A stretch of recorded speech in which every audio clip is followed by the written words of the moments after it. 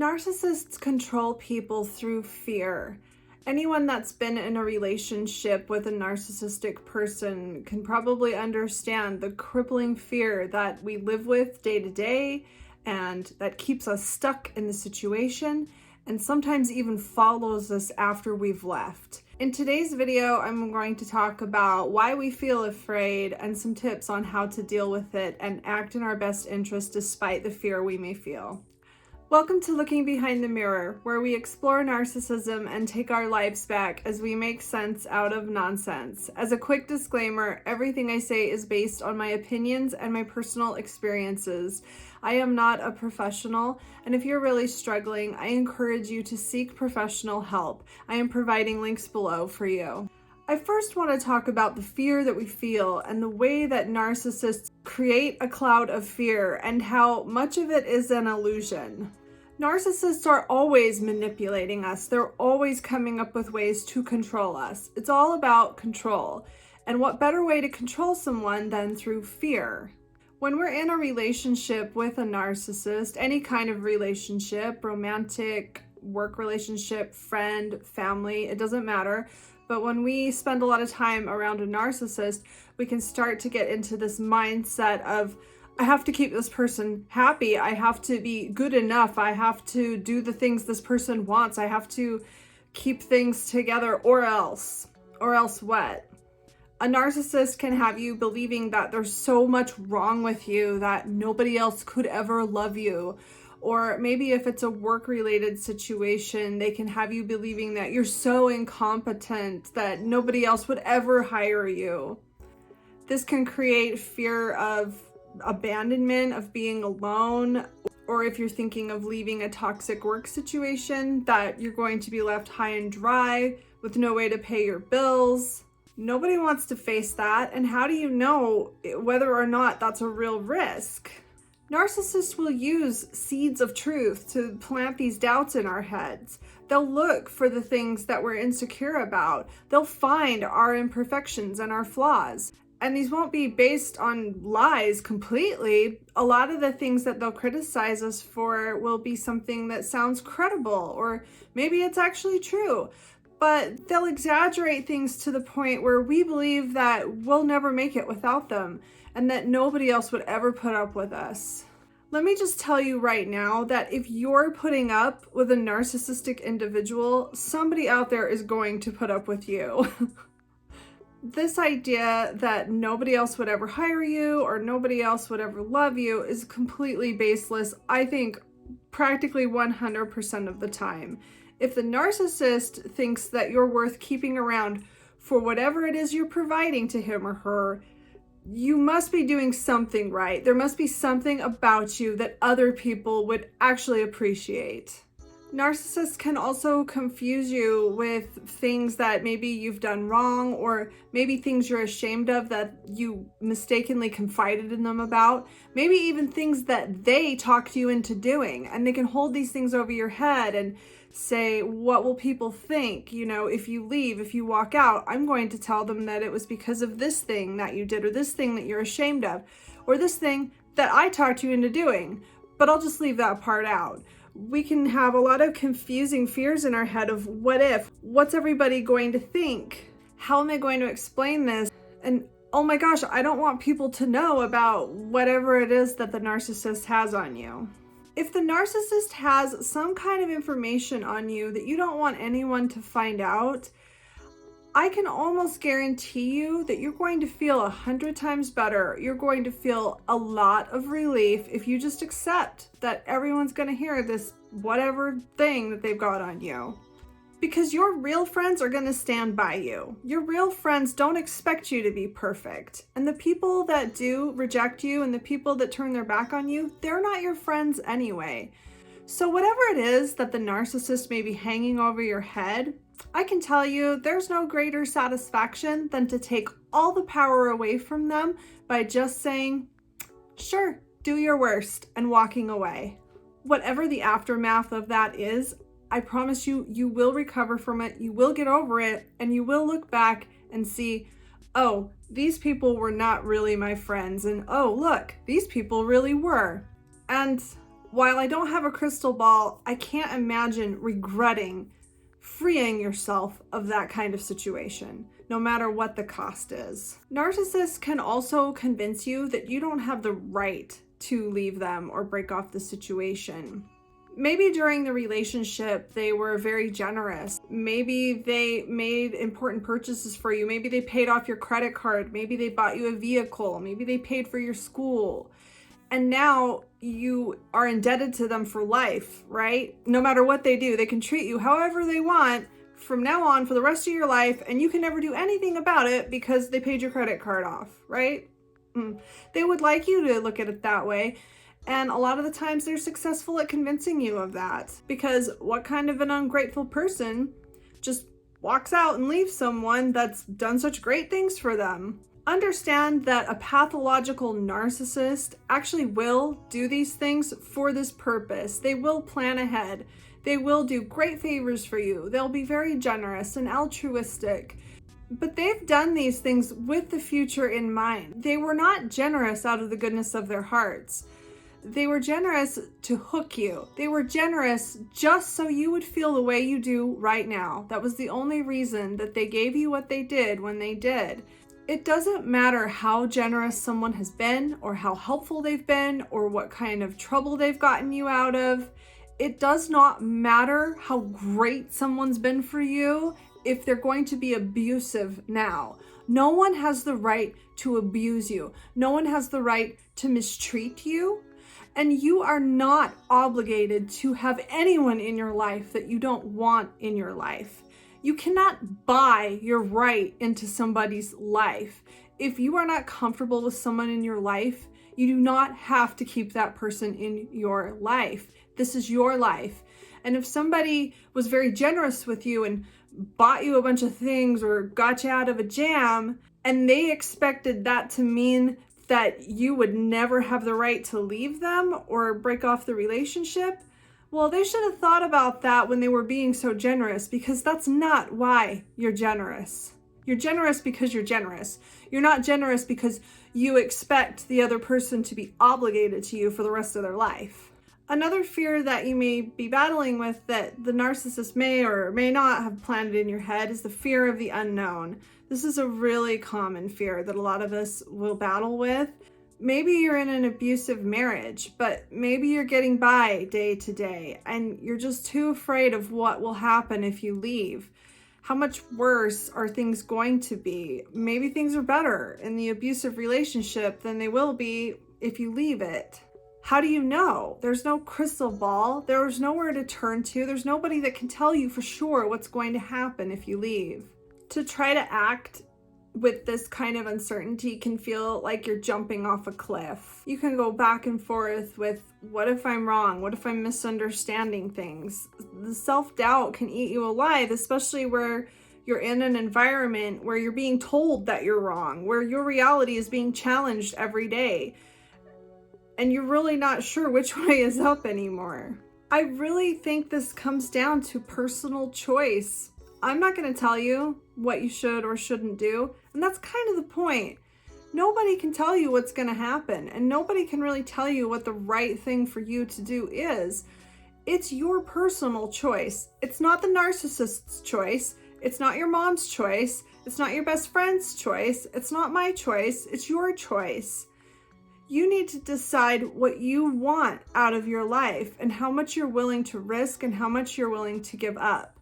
For me, personally, living with someone that disrespects me, that scares me, that makes me uncomfortable, that is rude and cruel and insensitive to me, that makes me feel like dirt, that plays games with my head, I'd almost rather live under a bridge than to live with somebody like that, to share my life with someone like that. And that's just me. And I've personally been in situations where I have had to take really big risks, and I've been really fortunate that things have generally worked out for me when I've had to do that, but I've had to take a leap of faith. But that was my personal choice, and you need to make your personal choice. Is the reality that you're living in today, is that the reality that you want every day for the rest of your life? Do you want something different? And how bad do you want something different? And how much risk are you willing to take? Another source of fear or uncertainty that we might be dealing with is our need for external validation.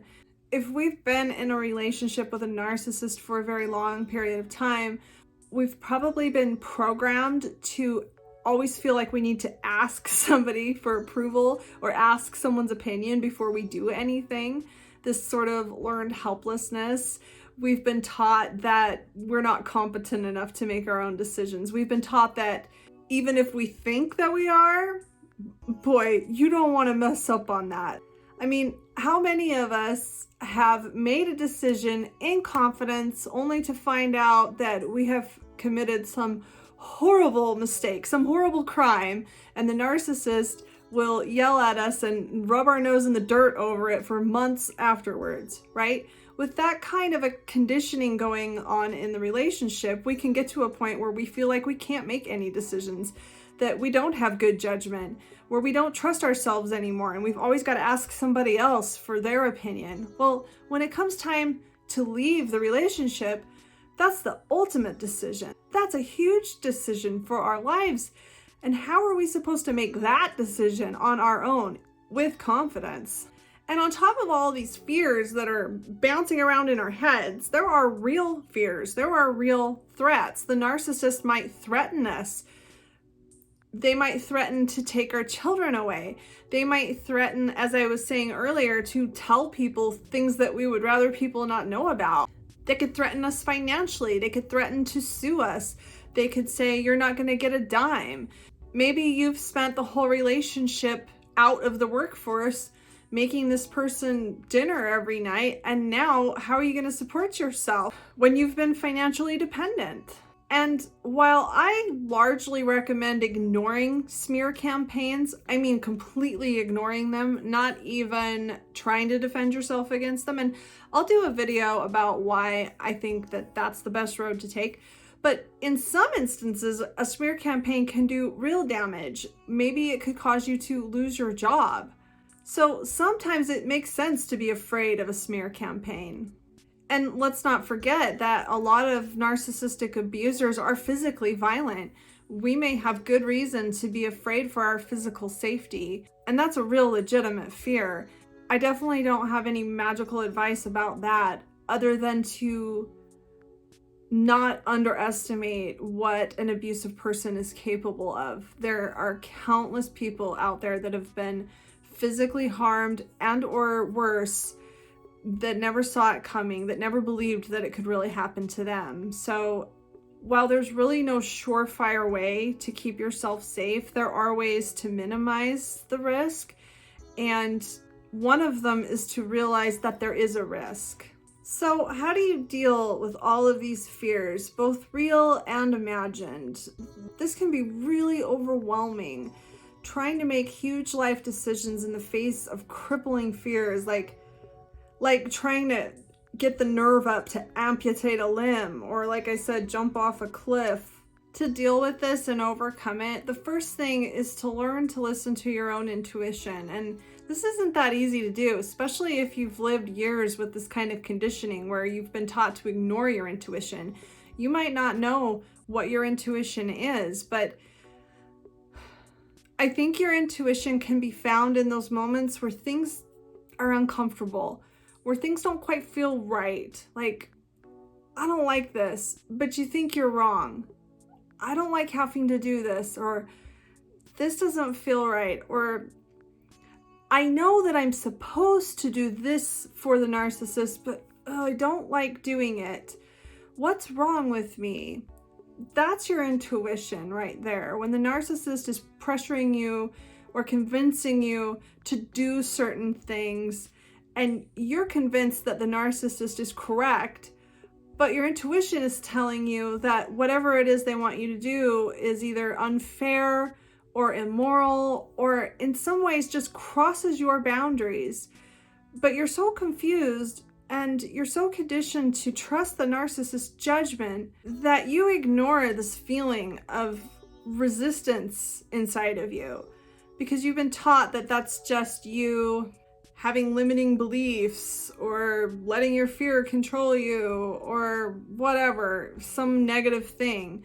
No, I think that's your intuition. When you're feeling coerced to do something that you're very uncomfortable doing, and you're convinced that I have to do this because this is what I'm supposed to do, but oh, it sure feels awful to have to do this.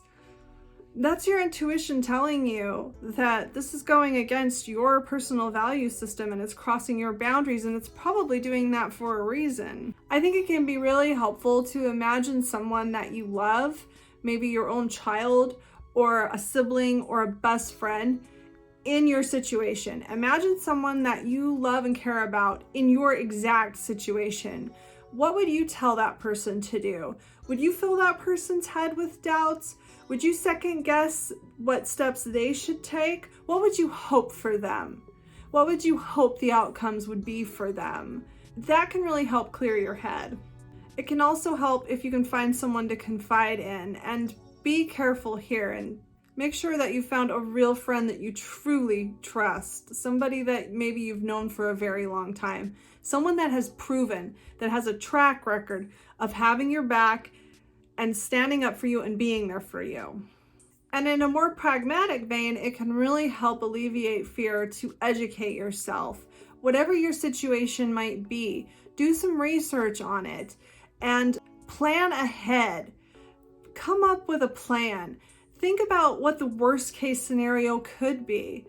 Maybe you're getting divorced and your spouse is threatening to take the kids away. Well, do some research. Is that something they can actually do? Talk to a lawyer if you're able to. Educate yourself. Really find out the facts. Maybe you're financially dependent on your spouse and they're telling you that you're not going to get a dime. Same thing. Do some research. Find out how true these threats actually are. Think of the worst case scenario and prepare for that scenario. Oh, and since I mentioned a lawyer, I just want to say, if you need to hire a divorce attorney, please get a personal referral. Don't just Google it and call the first person on the list. Take it from me. Get a personal referral with somebody who had a really good experience with their lawyer. I don't expect this video to make all of your fears go away, but I hope that I validated you a little and let you know that you're not the only one, and that people have come up to that bridge where they've had to jump off into the unknown, and I know how terrifying it is.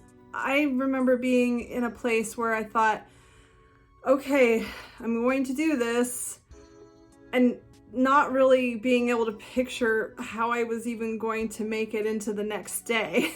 Like, how am I going to survive what I know I have to do? But you know what? Nothing's ever as bad as you've made it up in your mind to be. And once you decide what it is that you're going to do for yourself, you're going to get through it.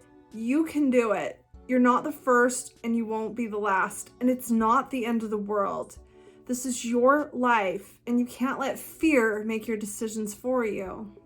And in most cases, even if your worst fears come true, you're probably going to be okay and make it into the next day and look back and think, that wasn't so bad. And you'll be glad that you did the things that you needed to do in order for you to have a better rest of your life lived without fear. I hope this helps. If you like this video, give it a thumbs up and comment below any ideas you have for me for the future, and subscribe to my channel. It lets YouTube know that you found this video helpful and that other people might find it helpful as well. Until next time, thanks. Bye.